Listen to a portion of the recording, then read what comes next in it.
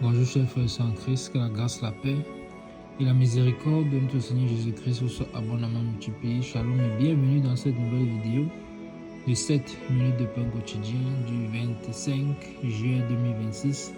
Nous poursuivons notre lecture dans le livre des Actes des Apôtres, chapitre 15, et nous allons lire aujourd'hui le verset 36. Nous avons vu dans la vidéo précédente que les apôtres Paul et Barnabas sont demeurés à Antioche et ont annoncé et enseigné la parole de Dieu avec plusieurs autres. Et la bonne nouvelle de la parole du Seigneur s'est donc répandue, s'est davantage propagée et assis dans les cœurs et la vie des bien-aimés qui les écoutaient.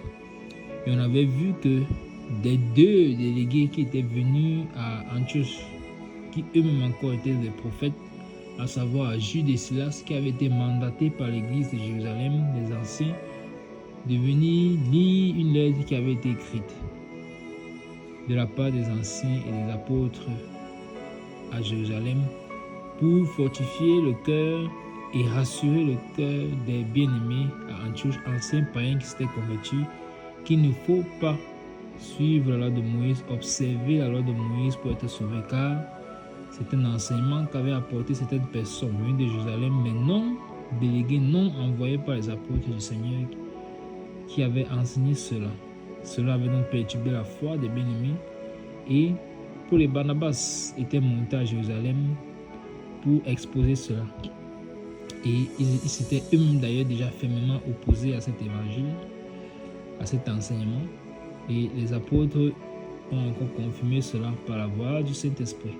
Et cette lettre a donc été lue. Quand les apôtres Paul et Barnabas sont retournés à Antioche, les anciens ont envoyé avec eux Jude et Silas. Quand Jude et Silas ont fini leur mission, ils sont restés encore un certain temps à Antioche sous la demande des bien-aimés pour exercer le ministère, à savoir de prophète. Ils ont donc exercé le ministère en encourageant les frères et sœurs, en les fortifiant. Et au bout d'un certain temps, les frères les ont laissés partir. Mais toutefois, l'apôtre, le frère et prophète Silas a décidé de rester à Antioche. On s'était posé la question, pourquoi le fait-il? Pourquoi ne remonte-t-il pas à Jérusalem pour rendre compte de ce qui s'est passé, rendre compte de la mission? Qu'est-ce qui s'est passé? Pourquoi laisse-t-il Dieu de rentrer tout seul?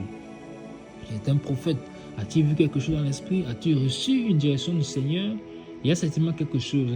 Nous avions vu que quand le Saint-Esprit attire notre attention, laisse ces petits genres de messages, c'est pour attirer notre attention sur ce qu'il est en train de faire quelque chose, sur ce qu'il est au contrôle, il est à l'œuvre. Alors il est resté à Antioche.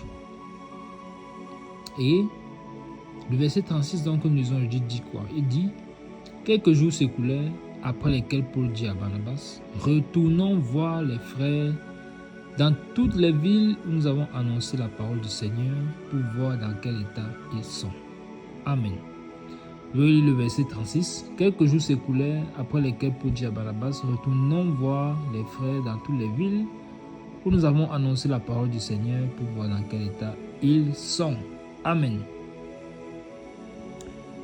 Eh bien aimés, qu'est-ce que nous constatons ici? Nous constatons que d'abord le rôle d'un apôtre. On tire déjà une leçon de ce que c'est que le rôle d'un apôtre, mais en plus de ça, un pasteur. C'est-à-dire que l'apôtre, il faut qu'il sache quel est l'état de la foi des bien-aimés à qui nous avons parlé du Seigneur, des bien-aimés, des anciens païens qui se sont convertis.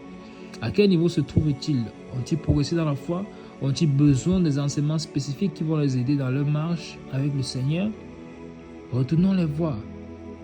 Et quand l'apôtre dit ici, retournons les voir, souvenons-nous que cela n'est pas un retour anodin, car ces villes par lesquelles ils sont passés, que ce soit Lys, que ce soit Derbe, que ce soit Antioche de Pisidie, que ce soit la Lycaonie, toutes ces villes-là, ils ont été persécutés. Donc quand il dit retournons, c'est à risque et péril, mais voici donc un apôtre du Seigneur. Deuxième rôle d'un apôtre, il ne fuit pas la persécution. Il n'a pas peur d'affronter les souffrances, il n'a pas peur d'affronter les afflictions, car c'est son rôle. Alors, Il dit retournons voir ses frères. Retournons les voir. Retournons les voir. Retournons les voir. Après quoi, un certain temps. Donc ils sont restés à Antioche. On a vu au verset 35 dans la vidéo précédente qu'ils enseignaient et ils annonçaient la parole avec plusieurs. Donc, ils ont fait cela pendant un temps, mais après c'était dans le Saint-Esprit dit, retournez voir les frères. Et souvenons-nous qu'on peut aussi tirer notre enseignement, lequel Paul a retenu la leçon. Pourquoi est-ce que je dis cela? Parce que souvenons-nous que dans le livre d'Actes des Apôtres chapitre 13, c'est là-bas que la prophétie est sortie, quand le Saint-Esprit a dit, mettez-moi à part Barnabas et Paul pour l'œuvre à laquelle je les ai appelés. Vous voyez que comment tout ceci est parti, c'est depuis le chapitre 9 en réalité. Quand l'apôtre Paul s'est converti, il est allé à Damas. Ensuite, il a commencé, quand il a commencé à œuvrer, il a commencé à annoncer la bonne nouvelle de l'évangile. Quand les bien-aimés se sont convertis, l'église à Jérusalem a dépêché Barnabas de venir voir comment est-ce que ça évolue là-bas dans ces nouvelles villes qui ont donné leur vie au Seigneur, qui se sont convertis. Barnabas étant arrivé, il a constaté que effectivement le Saint-Esprit se glorifie et il s'est mis à l'œuvre avec eux. Après, lui aussi, il est allé à Tars. Il a rencontré Paul. Ensuite, les deux sont revenus à Antioche. Et à Antioche, ils ont œuvré ensemble pendant 1 an. Ensuite, ils ont remonté à Jérusalem. Et c'est après Jérusalem qu'ils sont revenus encore à Antioche. Et c'est à Antioche, donc maintenant, au chapitre 13, que le Saint-Esprit dit, mettez-moi à part Barnabas et Paul pour l'œuvre à laquelle je les ai appelés. Donc, le Seigneur, ils avaient déjà fait en réalité leur œuvre à Antioche. Ils avaient déjà fait leur œuvre. Ils avaient déjà fait leur travail à Antioche. Or, le Saint-Esprit les appelait à part. Pour quel but? Dans quelle raison? Pour aller dans les diverses contrées païennes et annoncer la bonne nouvelle de l'évangile. Souvenons-nous que Paul dira plus tard qu'il a été fait apôtre des païens. Donc son rôle c'était, et avec celui de Barnabas avec lui, c'est pour ça que je dis toujours que les deux sont comme une personne, les deux en réalité avaient le même ministère, le même appel. Aller, le Saint-Esprit les a appelés pour annoncer l'évangile dans les nations. Alors, quand ils sont trop demeurés en Antioche, le Saint-Esprit a donc dû parler pour les mettre à part. Et où sont-ils là maintenant? Ils se retrouvent encore une fois de plus à Antioche. Donc ils sont partis, donc ils sont quittés d'Antioche. Ils sont allés dans toutes ces contrées-là, ils ont annoncé la parole du Seigneur, comme je disais tantôt, avec les persécutions. Mais finalement, ils sont revenus à la maison, on peut dire entre guillemets, à Antioche. Et là, l'apôtre Paul a donc retenu la leçon.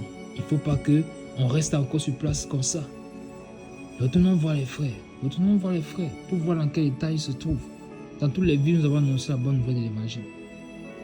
De peur de ne pas avoir travaillé en vain, diras-tu plus tard dans le livre de Thessaloniciens. Alors,